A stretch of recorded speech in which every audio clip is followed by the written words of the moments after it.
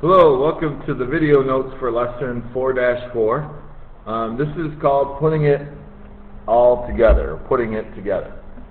The learning targets for this lesson, there's two of them, describe the rate or slope of a linear function in all forms, and also I can describe the initial value, or y-intercept, of a linear function in all forms. So there's two learning targets for this lesson. There is a lot to do for this. We're starting on page 13, and we have the graph of the plant club contest again below. So we're going to take a look at this example first. And so without any calculations, so we're not going to do any math here, we're just going to visualize, we're going to look at the graph, and we're going to try to understand some things. So which friend's plant was the tallest? Now what that means is, it's not very specific, that question. Which friend's plant was the tallest when the contest started, or at the beginning?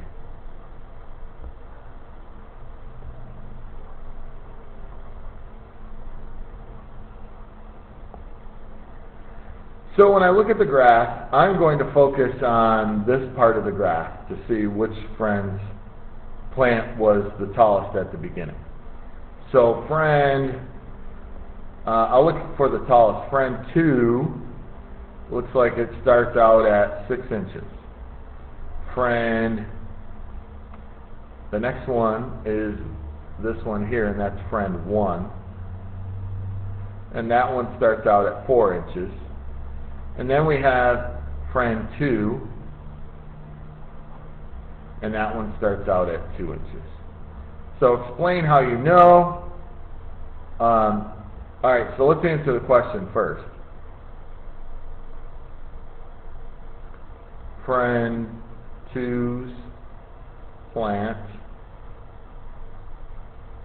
was the tallest in the beginning.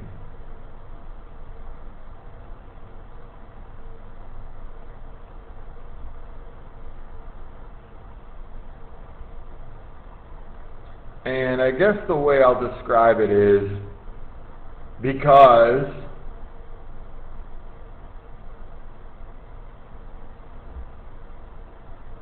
friend 2 had the highest initial value.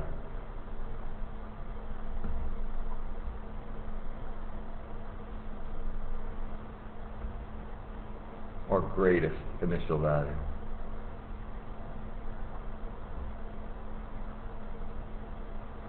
And again, we don't have to do any calculating for that. You can just look at the graph to spot that. Which friend's plant grew the fastest? Explain how you know. So when I look at the graph, and I know that the graph is out of your screen now, to tell which one is growing the fastest, I'm looking for the line that is the steepest. So I guess looking at the 3 lines, well obviously friend 1 is sloping down negatively like that, so it's not friend 1. Friend 2 and friend 3 are both increasing, but friend 3 is clearly going up at a higher rate. So I'm going to say friend 3, or friend 3's plant, grew the fastest because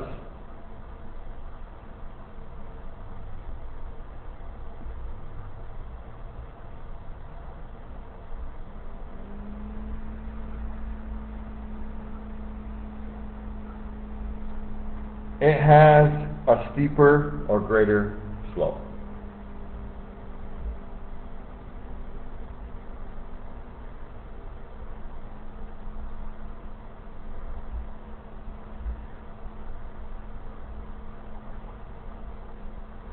And you just have to look at the line to tell which one is steeper. And that means it has a higher rate. And the higher rate means it is growing faster for this problem. Okay, so now we're going to take a look at page 14, and we have some stuff we're going to answer. So rate of change. or slope. You'll remember from the previous lesson when we talked about slope-intercept form, this is m.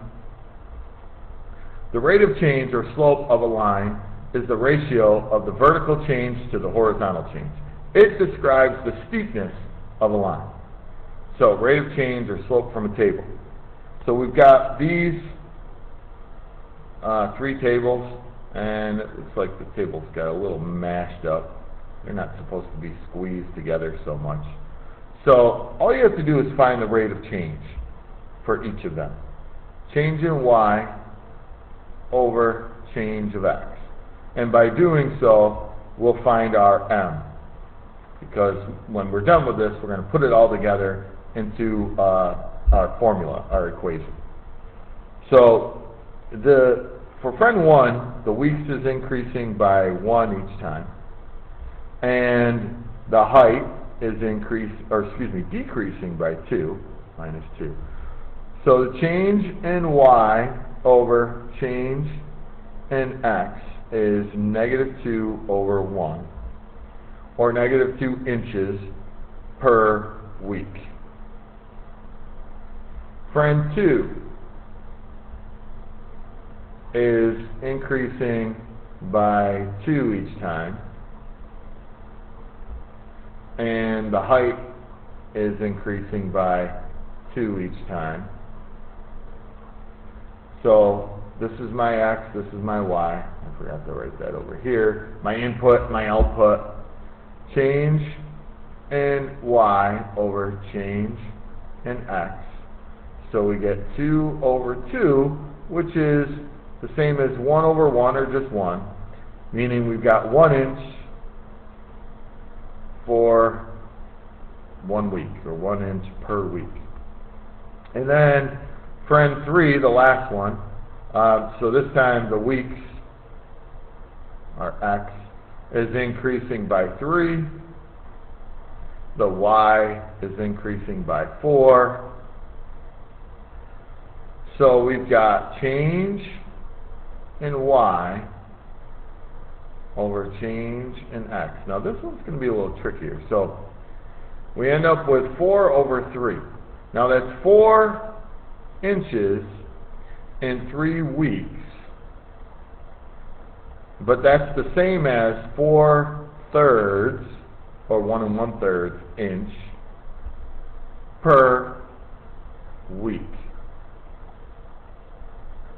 And that's important because if we're going to compare this to the other two, we want a unit rate per week. We can't compare them unless they're unit rates.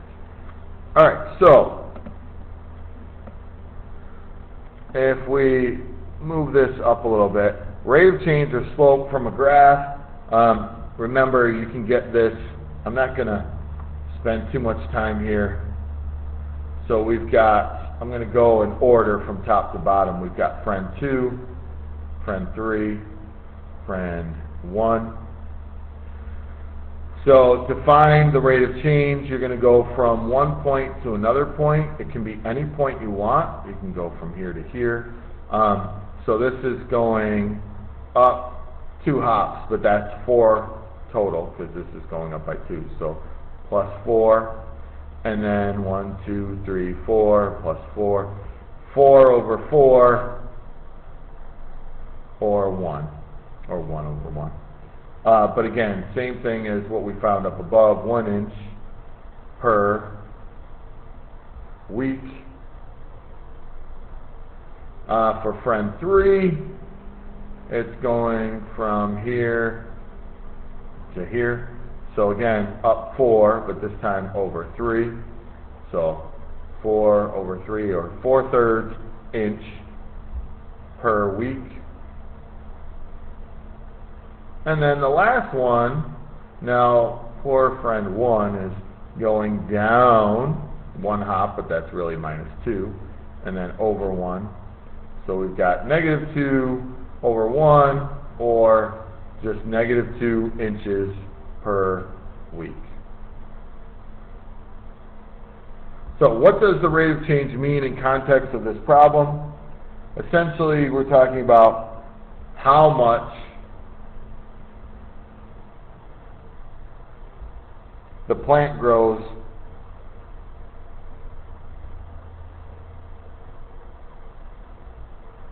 each week or per week.